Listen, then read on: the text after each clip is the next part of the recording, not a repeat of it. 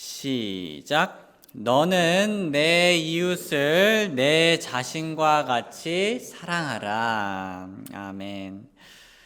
오늘 말씀 주제는요, 함께 이웃 사랑하기입니다. 함께 이웃 사랑하기. 형제 자매님들, 우리는 지난 시간에 예수님을 증거하는 삶이란 주제로 말씀을 보았죠. 예수님을 증거하는 삶이란 무엇이었습니까? 예수님을 증거하는 삶이란 사람들이 내 안에 예수님을 볼 수 있게 살아가는 겁니다. 사람들이 내 안에 예수님을 볼 수 있게 살아가는 것. 그렇게 해서 주변 사람들이 복음을 받아들일 마음의 준비를 시키는 겁니다. 다들 기억나시죠?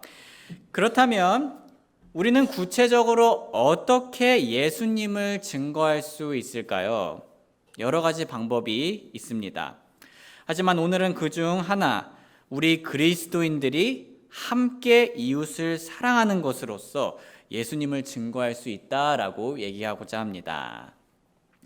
형제 자매님들, 오늘날 대부분의 사람들은 이 기독교라는 이름을 알고 있습니다.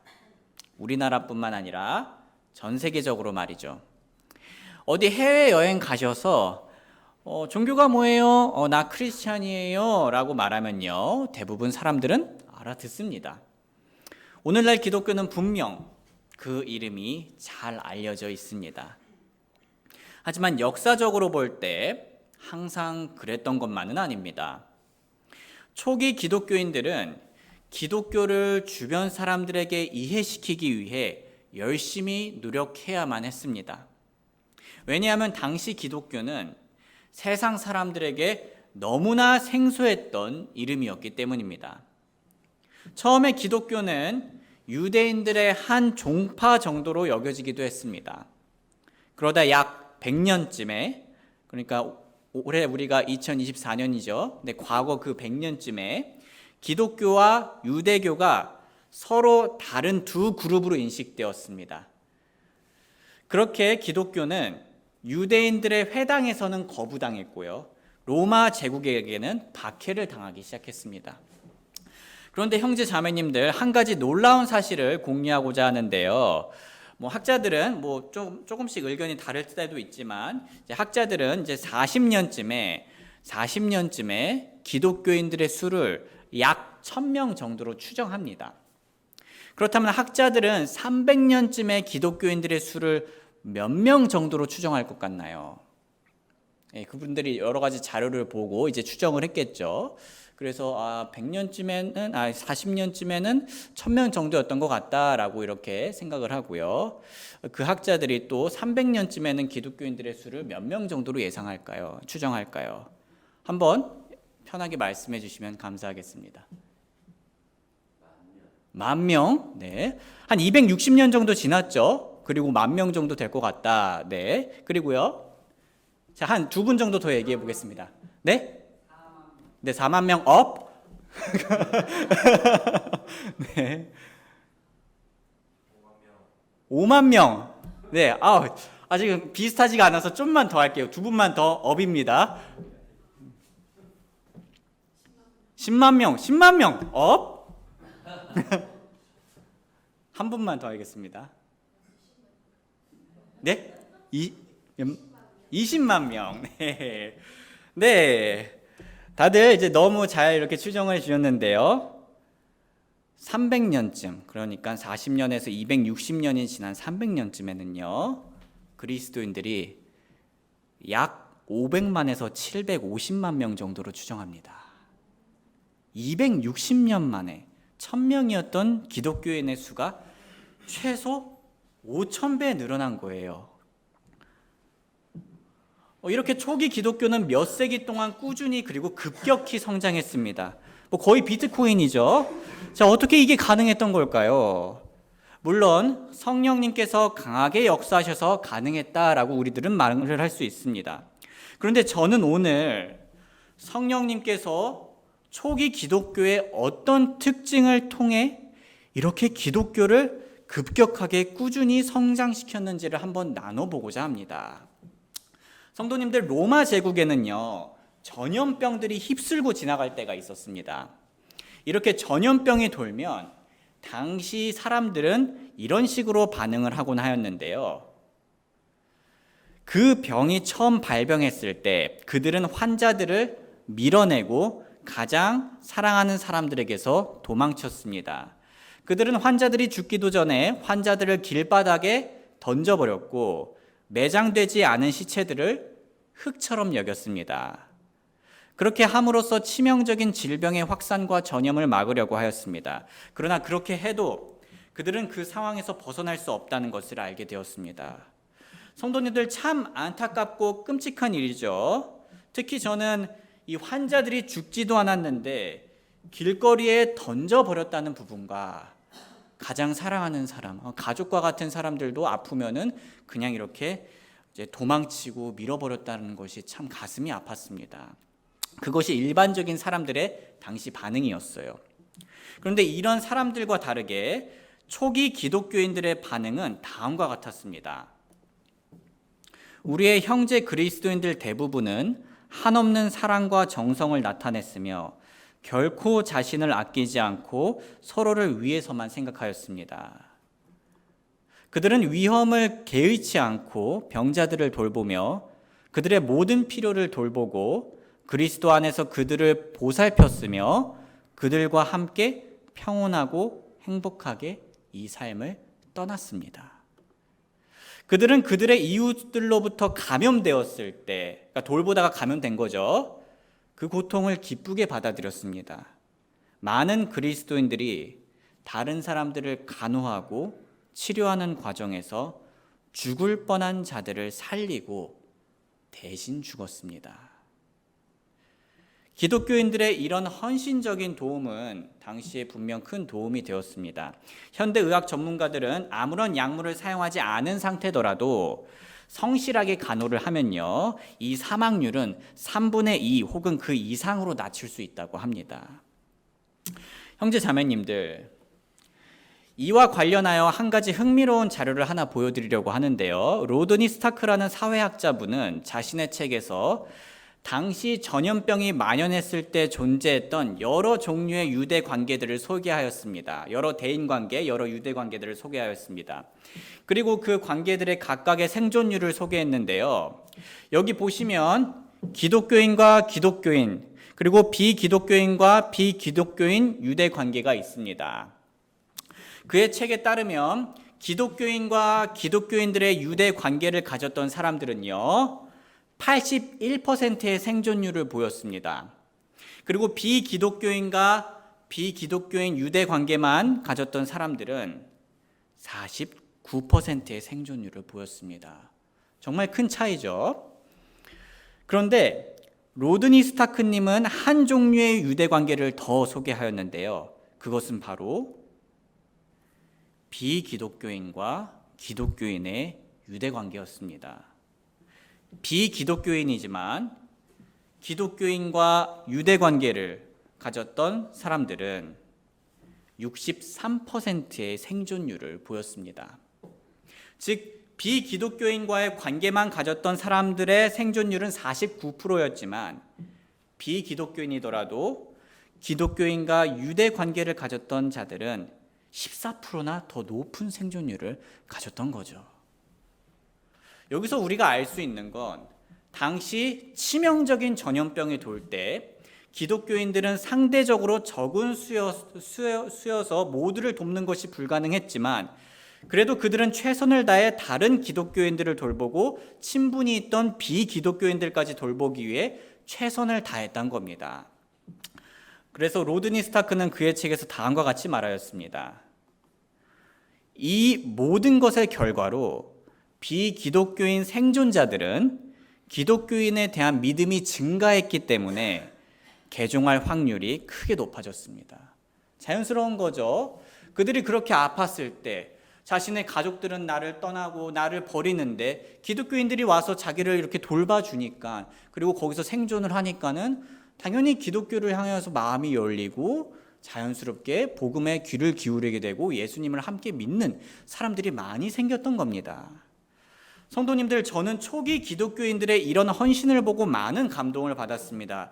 그런데 이 외에도요, 당시 기독교인들은 사회적으로 매우 차별받고 억압받았던 여성들을 도와주었고, 버려지는 아기들을요 주워서, 그리스도인들이 그 버려지는 아기들을 주워서 이제 입양해가지고 키웠고, 또 사회적 약자들에게 안전한 안식처를 제공해 주는 등 큰 사랑을 다양하게 베풀어 주었습니다.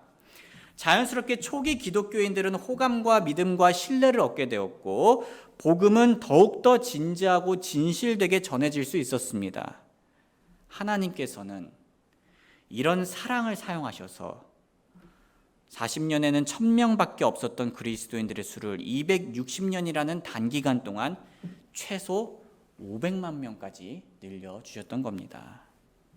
성도님들, 오늘 제가 우리 믿음의 가족이자 선배님들인 초기 교회를 이렇게 예시로 든 이유는요, 그분들이 복음 전도를 하기 위해 먼저 다음과 같은 예수님의 명령에 귀 기울이고 실천했다는 것을 강조하고 싶어서입니다.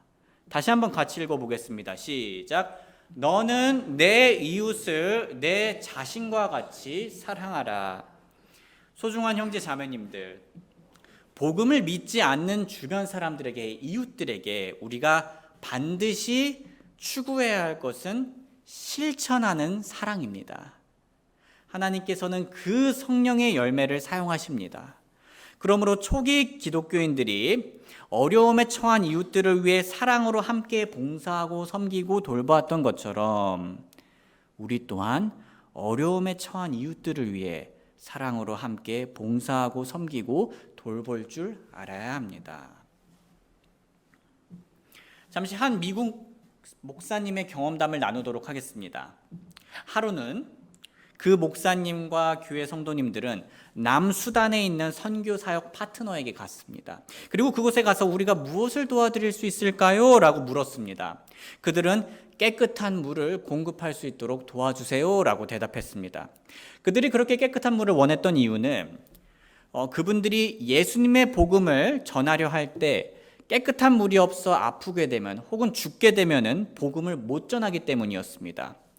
그래서 목사님 일행은 우리가 도울 수 있는 게 있을 것 같습니다 라고 대답했습니다.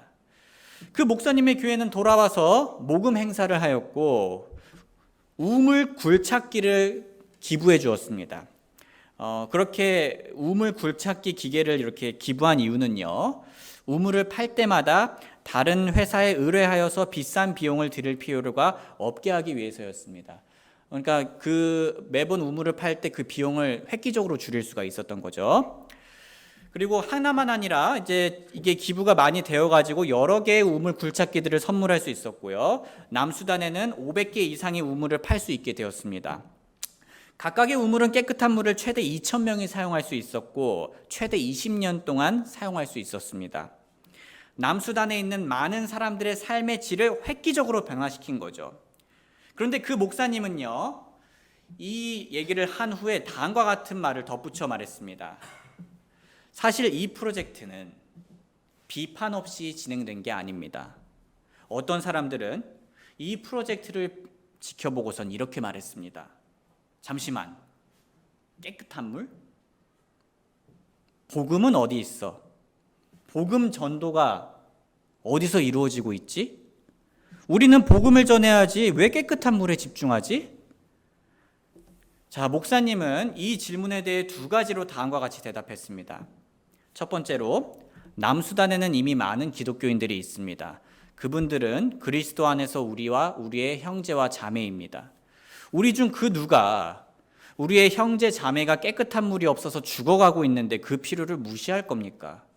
아마도 우리는 우리가 그리스도 안에서 형제 자매라 불리는 의미를 더 진지하게 생각해 볼 필요가 있을 것 같습니다. 그리고 사실 복음 전도도 이루어지고 있습니다. 그분들이 처음으로 우물을 찾았을 때 그것을 기념하기 위해 주변의 모든 주민들과 여러 교회의 리더들이 모였고 복음이 선포되었습니다.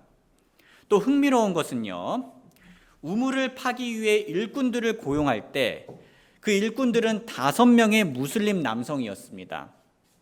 그들은 이제 무슬림이었던 사람들이 되었습니다.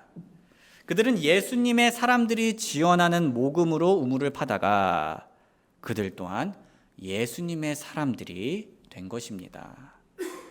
소중한 형제 자매님들, 예수님께서는 이웃을 사랑하라고 명령하셨습니다. 우리가 그 명령에 순종하여 사랑으로 함께 이웃의 필요를 돌보면 우리가 전하는 예수님의 복음은요, 더욱더 설득력을 가지게 되고 생생하게 표현될 겁니다. 마치 초기 기독교인들의 모범처럼 말입니다. 마치 방금 그 우물 굴착기를 기부했던 그 사례처럼 말입니다. 그런데 여기서 우리가 주의해야 할 게 있습니다. 우리가 아무리 복음을 전하는 게 목표더라도 이렇게 하면 안 됩니다. 어려움 가운데 있는 사람을 향해 당신이 우리 교회 나오면 내가 도와줄게. 외로워하는 사람을 향해 당신이 예수님 믿으면 사랑해 줄게. 필요가 있는 사람을 향해 당신이 예수님 믿으면 필요한 거 내가 채워줄게. 자, 이런 게 아닙니다. 우리는 이웃을 사랑할 때 거래하는 식으로 사랑하는 게 아닙니다. 그건 우리가 배운 사랑이 아닙니다. 예수님께서는요, 빵을 나누어 주실 때 믿지 않는 자들을 위해서도 빵을 나누어 주셨습니다. 또한 예수님께서는 믿지 않는 자들을 위해서도 십자가에 달려 돌아가셨습니다. 우리 한번 앞에 나온 하나님의 말씀 같이 읽어볼까요? 시작. 그분은 우리의 죄들로 인한 화해의 헌물이시니 우리의 죄들뿐 아니요 온 세상의 죄들로 인한 화해의 헌물이시니라. 우리는 이웃을 사랑할 때 예수님을 본받아 선물처럼 은혜롭게 사랑해 주어야 합니다. 그리고 그들의 마음이 부드러워질 때, 영적인 갈증을 느낄 때, 빛을 쫓을 때 예수님의 복음을 소개하면 됩니다. 그리고 그 결과는요, 우리한테 달린 게 아닙니다. 그 결과는 하나님께, 성령님께 맡기면 됩니다. 우리 모두 앞으로 하나님께서 우리에게 기회를 허락해 주실 때 예수님의 사랑으로 함께 이웃을 잘 섬길 수 있는 교회가 되길 주님의 이름으로 소원합니다. 우리 잠시 노래가 연주되는 동안 우리가 주변에 돌보고 섬길 수 있는 이웃들이 있는지 생각하며 하나님께 지혜를 주고 또 하나님께 사랑을 달라고 기도하는 시간 가지겠습니다. 기도하겠습니다. 사랑하는 아버지 하나님, 저희가 가족들을 사랑해야 하고 또 교회 식구들을 사랑해야 함을 평소에 말씀을 통해서 자주 듣고 보았습니다. 오늘은 특별히 우리 주변에 도움이 필요한 이웃들을 기억하고자 합니다. 예수님께서 사랑하라고 말씀하셨던 그 이웃들을 기억하고자 합니다. 주님, 저희 교회 주변에 혹은 우리나라에 도움이 필요한 이웃들이 있을 때 저희가 할 수 있는 섬김과 돌봄을 작은 것부터 실천할 수 있도록 도와주시옵소서. 그렇게 예수님께 받은 사랑을 나누어서 그들도 예수님을 바라볼 수 있는 발판을 마련하게 하여 주시옵소서. 저희 교회가 깜깜한 밤에 예수님을 환하게 비추는 별자리가 되게 하여 주시옵소서. 감사드리며 예수님의 귀하신 이름 받들어 기도드립니다. 아멘.